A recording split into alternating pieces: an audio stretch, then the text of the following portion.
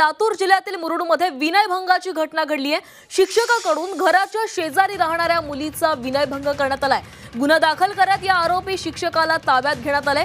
शिक्षकी पेशाला काळीमा फासणारी घटना ही लातूरमध्ये घडली आहे। लातूर जिल्ह्यात शिक्षक आणि विद्यार्थ्यांच्या नात्याला काळीमा फासणारी एक धक्कादायक घटना उघडकीस आली आहे।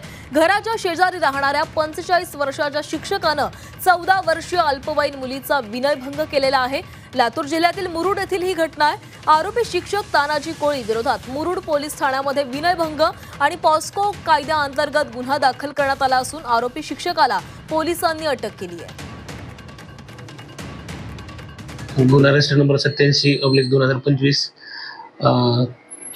74 BNS आणि पोक्सो कलमांतर्गत गुन्हा दाखल आहे।